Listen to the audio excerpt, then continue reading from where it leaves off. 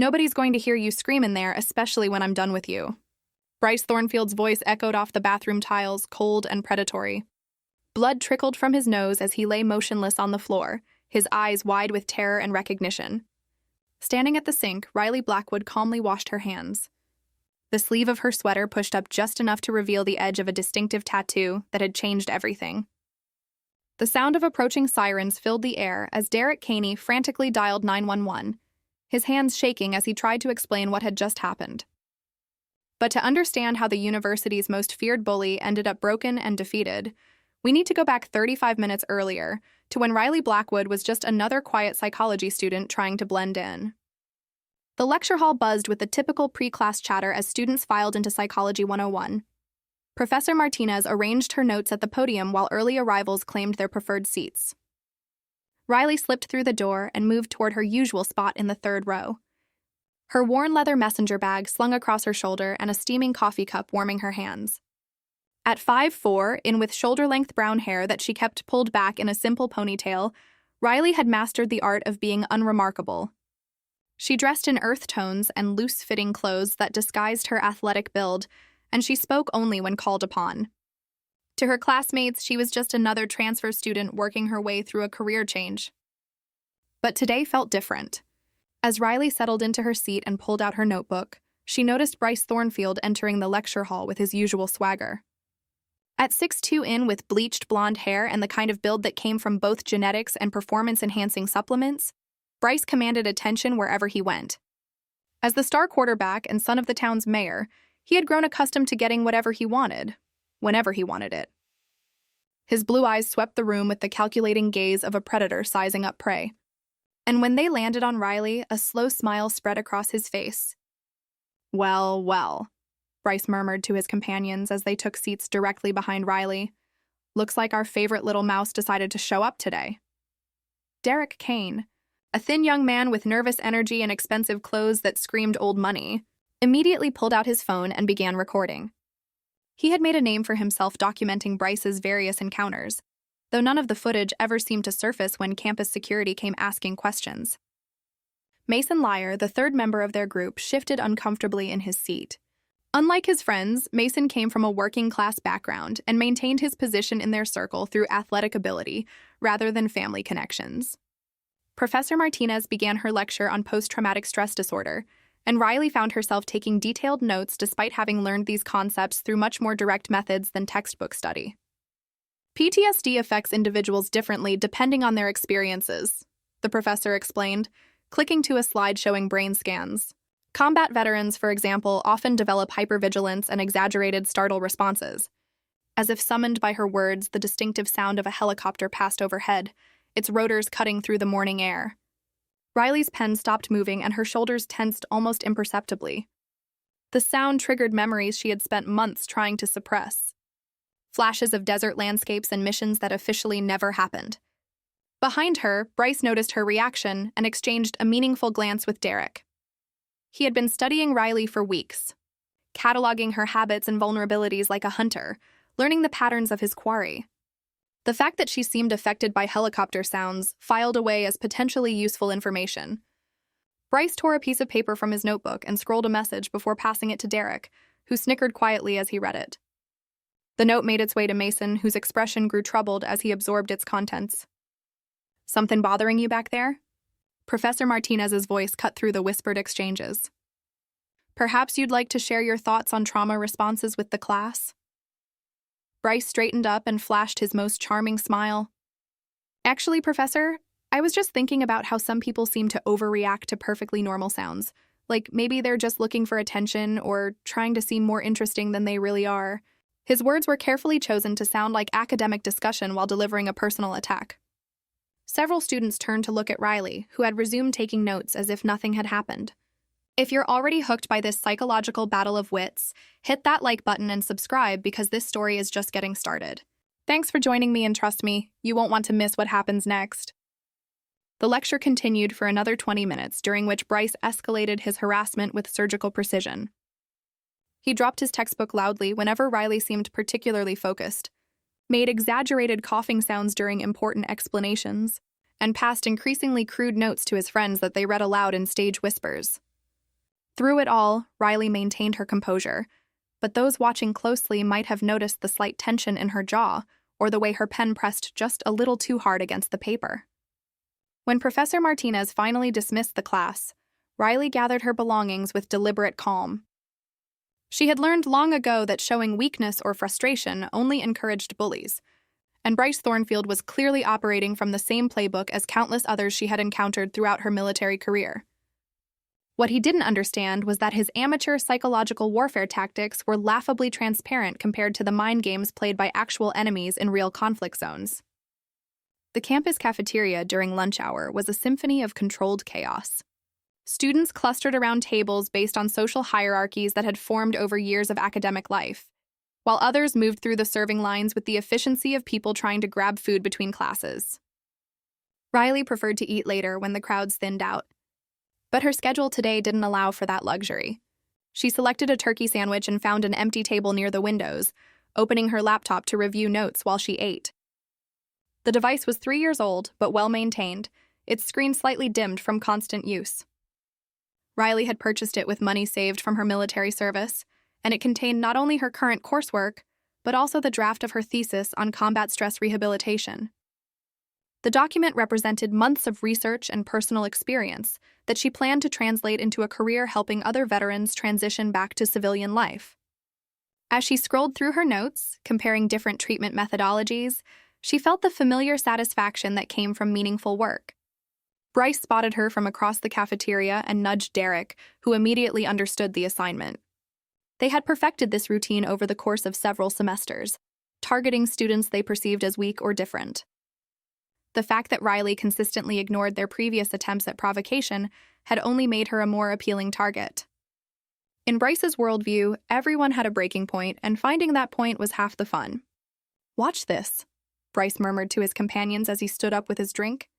He made his way toward Riley's table with practiced casualness, stopping just close enough to her chair to invade her personal space. "Hey there, Army girl," he said, loud enough to attract attention from nearby tables. "Working on your little homework?" Riley looked up from her screen, her expression neutral. "Just studying? You might want to try it sometime." The comment drew a few quiet chuckles from students within earshot, which only served to irritate Bryce further. Without warning, he tilted his soda can and let the contents spill across Riley's laptop keyboard. The sticky liquid seeped between the keys and pulled on the table around the device. "Oops," Bryce said with mock concern. "Guess you should have been more careful where you set up shop." The cafeteria had grown noticeably quieter as other students became aware of the confrontation. Some pulled out their phones to record what they sensed might become social media-worthy content, while others simply watched with a morbid fascination of people witnessing a car accident. Riley stared at her damaged laptop for a long moment, processing what had just happened. 3 years of careful notes, research, and personal writing had potentially just been destroyed by a petty act of campus bullying. She felt a familiar heat building in her chest, the same feeling that had once driven her to excellence in combat situations. But instead of exploding in anger, she simply reached for her napkin and began carefully cleaning the sticky liquid from her computer. "Accidents happen," she said calmly, though her voice carried an undertone that made several nearby students lean forward unconsciously, though some people seemed to have more accidents than others. As she leaned forward to reach a spill near the edge of the table, Bryce positioned himself where he could look down her shirt, making exaggerated gestures to ensure his friends noticed what he was doing. Derek immediately began recording, capturing Bryce's lewd expressions and commentary for their private collection. "Nice view from up here," Bryce commented loudly. "Maybe you should wear tighter shirts if you want people to pay attention to you in class." Mason shifted uncomfortably in his seat, his conscience finally overriding his desire to maintain social standing. "Come on, man," he said quietly. "That's enough." But Bryce was just getting started. He reached down and deliberately brushed his hand against Riley's shoulder as she cleaned, letting his fingers linger longer than any accidental contact would justify. Riley's hand stopped moving, and for a moment, the only sound in their section of the cafeteria was the distant hum of conversation from other tables. When she looked up at Bryce, her green eyes held something that made him step back instinctively. It was the look of someone who had faced real danger and come out victorious, someone who understood violence in ways that campus bullies could never comprehend. But instead of escalating the situation, Riley simply gathered her belongings and stood up. "Thank you for the demonstration," she said, her voice carrying across the suddenly quiet space. It's always educational to observe antisocial behavior patterns in their natural environment. The clinical language transformed Bryce's crude harassment into a psychological case study, making him look like a specimen under observation rather than a dominant aggressor. Several students actually laughed at the subtle reversal, which sent a flush of embarrassment across Bryce's face. As Riley walked toward the exit, she could hear Derek and Bryce discussing their next move in stage whispers, designed to ensure she overheard them. "Did you see how she tried to play it off like she's so smart?" Bryce said, "Some people need to learn their place the hard way." The threat was clear enough that other students began clearing out of the immediate area. Sensing that whatever came next wouldn't be pleasant to witness, the afternoon brought Riley to the University Library, a 4-story building that served as her refuge during particularly stressful days. Unlike the social minefield of the cafeteria or the performance pressure of lecture halls, the library offered quiet corners where she could work without interruption. She had claimed a table on the 3rd floor near the psychology section, surrounded by stacks of books on trauma therapy and veteran rehabilitation programs. Her laptop had survived the soda incident with only minor damage to the keyboard, though several keys now stuck when pressed. Riley adapted by typing more carefully, but the constant reminder of Bryce's harassment served as motivation for the research she was conducting. If she could develop more effective treatment protocols for combat veterans struggling with civilian integration, perhaps she could prevent others from experiencing the isolation and misunderstanding that seemed endemic to military transitions. The book she needed was located on a high shelf, requiring her to stretch her full height to reach it. As she extended her arm upward, the sleeve of her sweater rode up slightly, exposing a few inches of her forearm. Most people would have seen nothing remarkable, but Emma Rodriguez, a senior psychology major studying at a nearby table, caught a glimpse of what appeared to be the edge of a tattoo. The marking was dark and geometric, unlike the decorative ink that many students sported, and it seemed to extend further up Riley's arm than the brief glimpse revealed. "Interesting tattoo," Emma commented as Riley retrieved the book and returned to her table. "Does it have special meaning?" Riley's reaction was immediate and telling. She quickly pulled her sleeve down and glanced around to see if anyone else had noticed the exposure. "Just a mistake from college," she said dismissively. "You know how it is when you're young and think you're invincible." But her body language suggested there was much more to the story than a simple youthful indiscretion. Emma nodded as if satisfied by the explanation, though her psychology training had taught her to recognize deflection when she saw it. The tattoo had looked professional and purposeful, not like the kind of spontaneous decision that people regretted in their later years. More intriguingly, Riley's defensive reaction suggested it represented something she actively wanted to keep hidden, which only made Emma more curious about what her quiet classmate might be concealing. The rest of the afternoon passed without incident as Riley focused on her research, taking detailed notes on different therapeutic approaches and their success rates with military populations. She was particularly interested in exposure therapy techniques that could help veterans process traumatic memories without being overwhelmed by them. The irony wasn't lost on her that she was studying treatments for the very condition she was working to overcome in her own life. As evening approached and the library began to empty out, Riley noticed that she was being watched. Bryce had positioned himself at a table across the main reading area, where he had a clear view of her usual study spot. He wasn't even pretending to read, instead spending his time observing her movements and taking notes in a small notebook. The behavior was so obviously inappropriate that other students had begun to notice and whisper among themselves. Derek appeared at Bryce's table carrying coffee cups and what appeared to be snacks for a long surveillance session. The two of them settled in for what was clearly going to be an extended observation period, making no effort to disguise their intentions. When Riley finally packed up her belongings and headed toward the exit, they followed at a distance that maintained visual contact while staying far enough back to avoid direct confrontation. The pattern continued over the next several days as Bryce expanded his harassment campaign beyond random encounters in classrooms and cafeterias. He had clearly decided that psychological pressure would be more effective than direct confrontation, and he began gathering intelligence about Riley's daily routines with the methodical approach of someone planning a military operation. Unfortunately for him, he was attempting to outmaneuver someone who actually possessed military training and experience. Riley had noticed the surveillance on the first day but chose not to react immediately. Instead, she began documenting the behavior while maintaining her normal schedule, creating a detailed record of times, locations, and witness accounts that would be useful if the situation escalated to the point where formal intervention became necessary. Her military background had taught her the value of thorough preparation, and she approached this civilian conflict with the same systematic methodology she had once applied to much more dangerous situations. The breakthrough in Bryce's surveillance campaign came when he discovered Riley's bathroom habits. Unlike most students who used the main facilities near the cafeteria and lecture halls, Riley consistently walked across campus to use the smaller restroom located in the library's basement level. The facility was older and less frequently cleaned than the main bathrooms, but it offered something that Riley valued more than convenience, privacy, and predictability. Bryce realized that this preference represented a vulnerability he could exploit.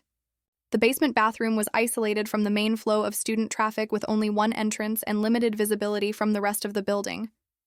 If he wanted to corner Riley for a more intensive conversation about her attitude and behavior, this location would provide the perfect opportunity. He began planning his approach with the same attention to detail that he applied to football strategies, mapping out sightlines, timing patterns, and potential complications.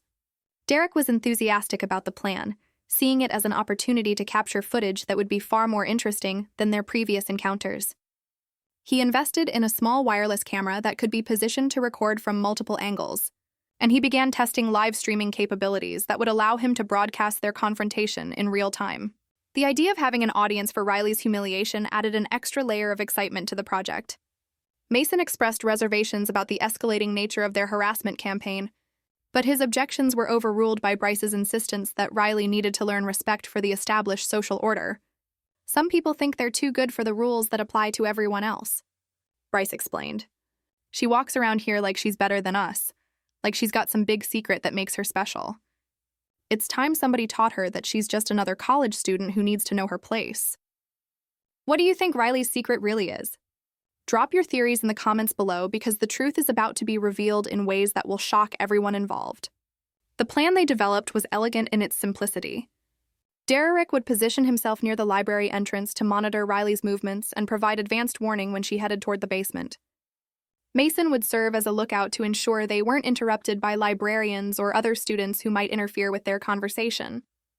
Bryce would wait in the bathroom itself, ready to begin the discussion the moment Riley entered what she thought was her private sanctuary. On the chosen day, everything proceeded exactly as they had rehearsed. Derek spotted Riley gathering her belongings at her usual study table and immediately sent a text message alert to his companions.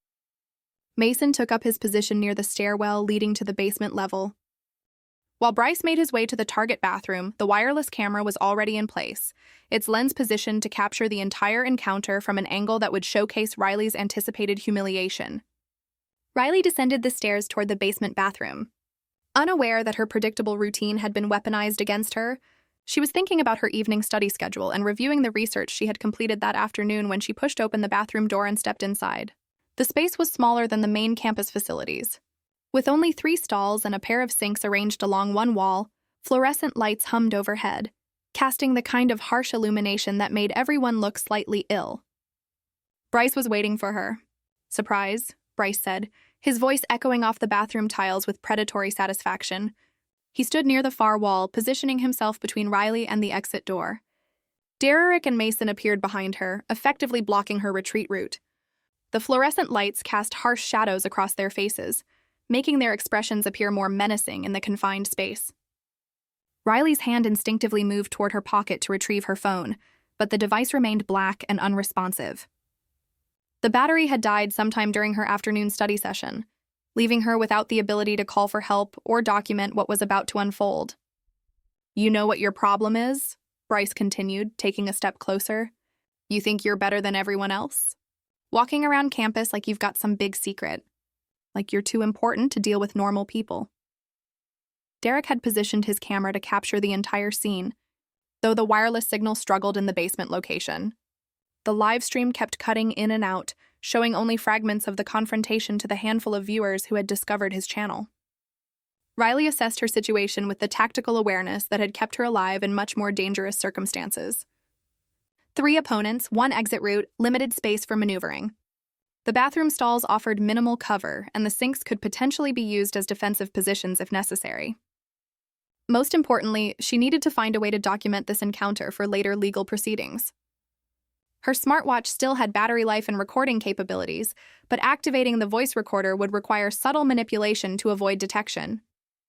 "I'm not looking for trouble," Riley said calmly, her voice steady despite the adrenaline beginning to flow through her system. "Let me pass and we can all pretend this never happened." Bryce laughed, a sound that held no humor. "See, that's exactly what I'm talking about. You think you can just give orders and everyone will jump to obey, but you're not in charge here. In fact, you're not in charge of anything." Mason shifted uncomfortably near the door, his conscience finally beginning to override his desire for social acceptance. The situation was escalating beyond simple harassment into something that could have serious legal consequences. "Maybe we should just let her go," he suggested quietly. "We made our point." Derek immediately turned on him with vicious intensity. "Nobody asked for your opinion. You're either with us or against us. And if you're against us, you can leave right now." The tension in the small space had become suffocating as three young men surrounded one woman with increasingly aggressive intentions. Riley discreetly activated her smartwatch's voice recording function, knowing that whatever happened next would need to be documented for both legal proceedings and personal protection. The device's memory could store up to 2 hours of audio, more than enough to capture evidence of harassment, assault, or worse. Bryce moved closer, invading Riley's personal space with deliberate intimidation. "You know what I think? I think you're just another stuck-up girl who needs to learn some humility. And I think this is the perfect place for that education." His hand reached toward her shoulder, intending to push her against the wall and demonstrate his physical dominance. The gesture was calculated to begin a pattern of escalating aggression that would break down her psychological defenses. "Back off," Riley warned, her voice carrying an edge that made Derek's camera shake slightly. "This is your first warning." But Bryce had moved beyond the point where warnings would deter him. In his mind, Riley's resistance only confirmed that she needed to be taught a lesson about respecting authority and accepting her place in the social hierarchy. He had successfully intimidated dozens of other students using these same tactics. And he saw no reason why this encounter should be any different. Or what? Bryce challenged, pressing forward until he was close enough that Riley could smell his cologne and the energy drinks he consumed to maintain his aggressive edge. "You're going to fight all three of us? You're going to scream for help in a basement bathroom where nobody can hear you?" His hand made contact with her shoulder, pushing her backward toward the sinks with enough force to demonstrate his physical advantage. The push triggered something fundamental in Riley's combat training. Her body automatically shifted into a defensive stance, weight balanced and muscles coiled for action. But instead of immediately retaliating, she issued her second warning. "That was assault. Remove your hands and step back now." Her voice had changed, carrying an authority that seemed to come from a source beyond campus social dynamics.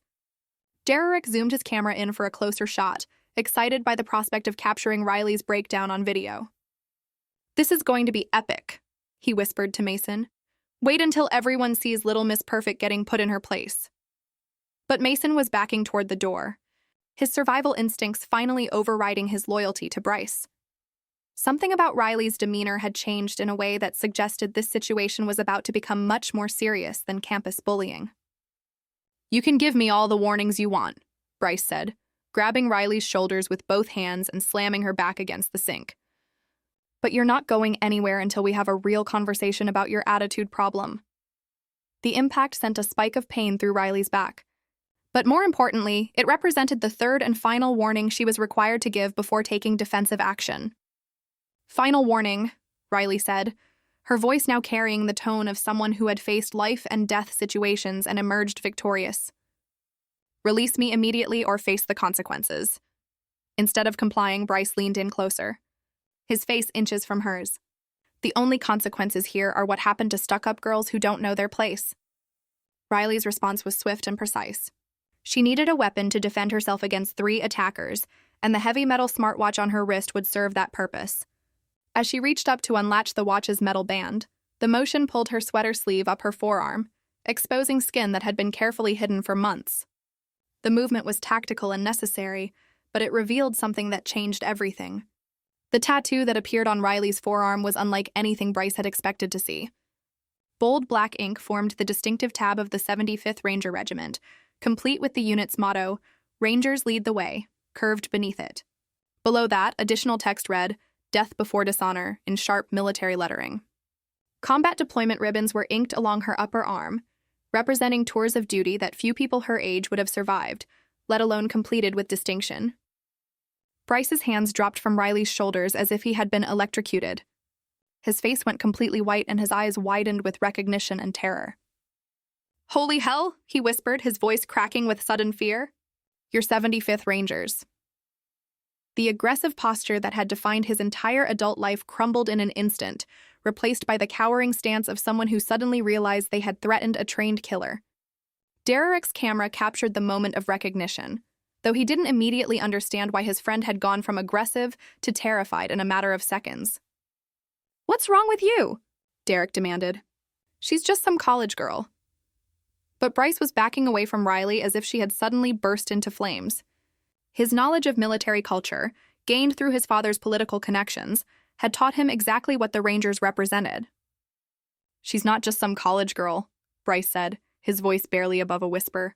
"She's special operations. She's killed people. Professional soldiers who were bigger and better armed than us." The realization hit Derek and Mason simultaneously as they processed what the tattoo represented. They were not dealing with a helpless victim, but with someone who had been trained by the United States military to neutralize threats with extreme prejudice. Riley straightened up, her entire demeanor shifting from defensive to commanding.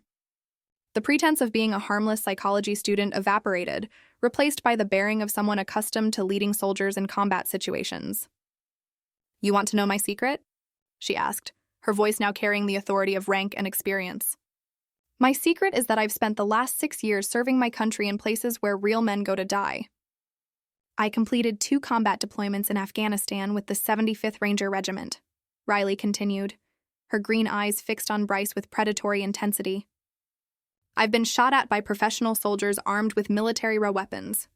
I've survived ambushes, explosions, and firefights that would leave you crying for your mother. And you think you can intimidate me with playground bullying tactics?" Derek's live stream had finally stabilized, capturing Riley's revelation for the handful of viewers who were witnessing the complete reversal of power dynamics in real time. Comments began flooding the chat as people realized they were watching something far more significant than typical campus drama. "Is this real?" typed one viewer. "That girl is actually military," asked another. Mason had pressed himself against the bathroom door, desperate to escape, but afraid to move without permission. His working-class background had taught him to respect military service, and the revelation that he had participated in harassing a combat veteran filled him with shame and terror. "We didn't know," he said desperately. "If we had known you were military, we never would have what?" Riley interrupted. "Assaulted me, threatened me, planned to document my humiliation for your entertainment." She gestured toward Derek's camera, which was still recording everything. "You think your ignorance excuses your behavior? You think not knowing someone's background justifies harassment and assault?" Bryce was now completely backed against the far wall, his earlier confidence replaced by genuine fear for his physical safety. His father's political career had brought him into contact with military personnel before, and he knew that Rangers were not the kind of people who forgot or forgave easily. "Look, this got out of hand," he said, his voice shaking. "We can work something out. My dad has connections. We can make this go away." "Your dad?" Riley repeated, her voice carrying dangerous amusement. "You mean Mayor Thornfield, the man who's been under federal investigation for defense contract corruption? The one who's been skimming money from veteran support programs?" Bryce's face went even wider as he realized that Riley knew far more about his family's legal troubles than any random college student should know.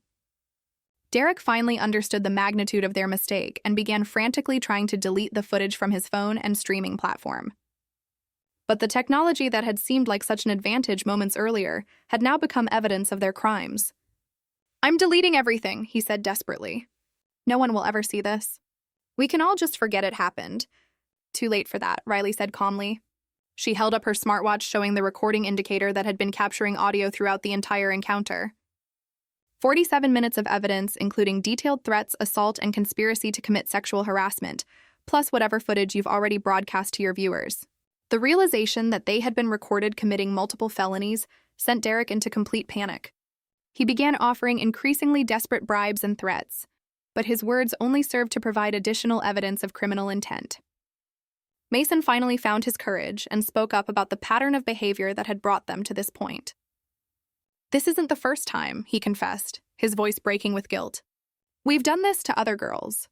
Bryce made us think it was just harmless fun, but some of them transferred schools because of what we did." Riley absorbed this information with the detached professionalism of someone trained to gather intelligence under pressure.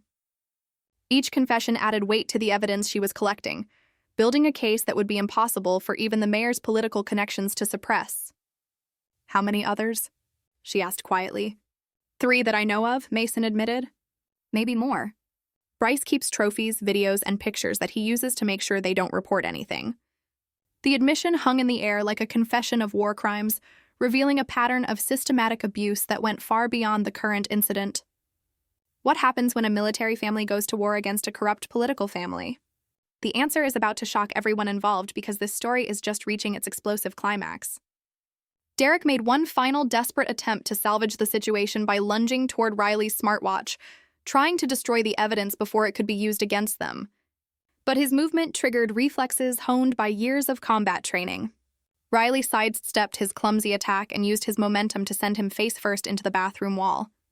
He slumped to the floor with a groan, his phone skittering across the tiles with its camera still recording. "That was self-defense," Riley announced clearly for the benefit of the recording. "Witness attempted to destroy evidence and committed assault in the process." She picked up Derek's phone and examined the live stream, noting that several dozen viewers had witnessed the entire confrontation. "Looks like your little show has quite an audience." Bryce was now cowering in the corner, his earlier bravado completely shattered by the revelation of who he had chosen to target. "Please," he begged. "My family's reputation, my father's career. This could destroy everything." Riley looked at him with the cold assessment of someone who had seen real suffering and had little sympathy for those who created it unnecessarily. "You should have thought about that before you decided to assault a decorated war veteran," she replied. "But don't worry. I'm sure your father's experience with corruption investigations will come in handy." She secured Derek's phone and her own recording device, ensuring that all evidence was properly preserved for legal proceedings. The aftermath unfolded with the systematic precision of a military operation. Riley escorted all 3 young men out of the bathroom and directly to campus security, where she presented her evidence and filed formal charges for assault, harassment, and conspiracy. The security officers, many of whom were military veterans themselves, treated her report with the seriousness it deserved. Within hours, the story had spread beyond the university campus. Derek's livestream had been automatically saved to multiple platforms, providing video evidence that corroborated Riley's audio recordings. Local news stations picked up the story of a war hero being assaulted by the mayor's son, and the political implications became clear immediately. Mayor Thornfield arrived at the university that evening with a team of lawyers and political advisors, intent on containing the damage to his family's reputation and his own political career. But he had not anticipated that Riley Blackwood came from a military family that was more than capable of fighting their own legal and political battles. Riley's father, retired Marine Colonel James Blackwood, had been expecting this confrontation since his daughter first mentioned the harassment she was experiencing on campus.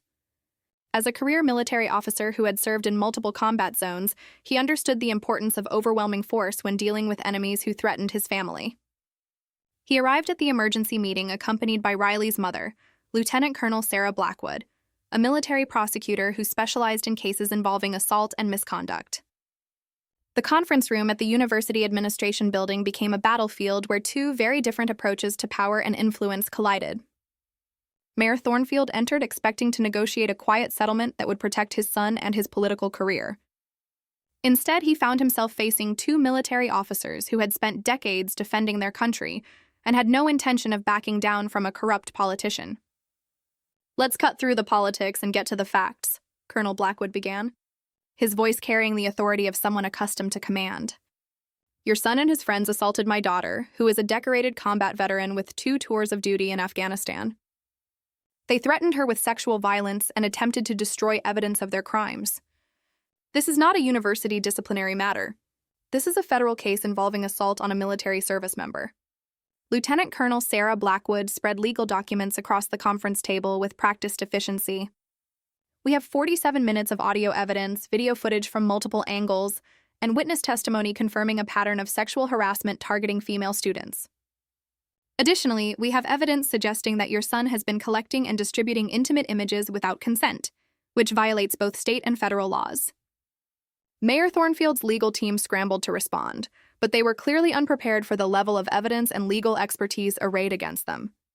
"Surely we can reach some kind of accommodation," the mayor suggested desperately. "Young people make mistakes. My son is willing to apologize and make amends."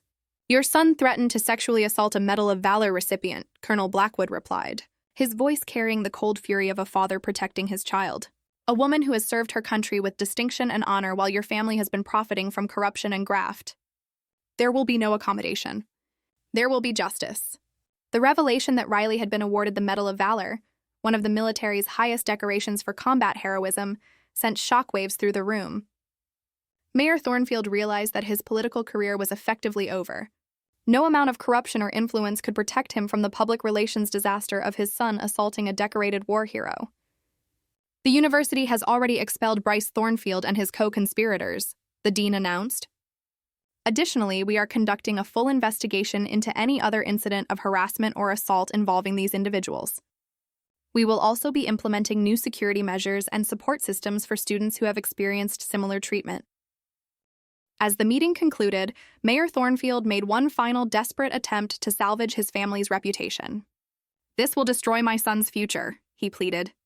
"He's just a young man who made a terrible mistake." Riley spoke for the first time since entering the room, her voice carrying the moral authority of someone who had risked her life for others. "Your son didn't make a mistake," she said quietly. "He made a choice. He chose to target someone he thought was vulnerable. He chose to escalate harassment into assault. He chose to create a pattern of abuse that has harmed multiple women. Now he gets to live with the consequences of those choices just like every other person who faces justice for their actions." The final chapter of the confrontation played out in the media, where the story of a war hero defending herself against campus bullies captured national attention. Riley's military service record became public knowledge, revealing a young woman who had volunteered for some of the most dangerous missions in Afghanistan and had been decorated for extraordinary heroism under fire. Bryce Thornfield faced criminal charges for assault, harassment, and distribution of intimate images. His father's political career ended in scandal as federal investigators expanded their probe into defense contract corruption. Derek Caney and Mason Lyer received lesser charges, but still faced expulsion and criminal prosecution for their roles in the conspiracy. Riley returned to her psychology studies with a new sense of purpose, knowing that her experience could help other veterans and civilians dealing with harassment and abuse. The university offered her a full scholarship and the opportunity to develop new support programs for students transitioning from military to civilian life. Her thesis on combat stress rehabilitation became the foundation for a campus-wide initiative that would help hundreds of veterans navigate the challenges of civilian education. The 3 women who had previously been victimized by Bryce's group came forward after seeing the news coverage. Their voices finally heard and believed. Campus security implemented new protocols for reporting harassment, and several other universities reached out to Riley for guidance on protecting vulnerable students. The livestream footage became a training tool for law enforcement, demonstrating how quickly campus pranks could escalate into federal crimes. Within 6 months, Riley had been invited to speak at military transition programs across the country, sharing her story of how hidden strength could emerge when least expected. Her message resonated with audiences who understood that true power often wore civilian clothes and spoke in quiet voices. The Medal of Valor recipient, who had been dismissed as weak, became a symbol of resilience for an entire generation of veterans learning to navigate civilian challenges. But perhaps the most important outcome was the message sent to bullies and abusers everywhere: that their victims might be stronger, smarter, and more dangerous than they could ever imagine. Sometimes the quiet person in the corner is quiet, not because they are weak, but because they are powerful enough to choose restraint over violence, wisdom over revenge, and justice over retribution. The campus culture shifted fundamentally as students learned that appearances could be deceiving, that the unassuming classmate might have survived battles they could never imagine. Respect replaced intimidation as the social currency, and those who had previously used fear to control others found themselves isolated and irrelevant. And sometimes when pushed too far, they roll up their sleeves and remind the world exactly who they really are.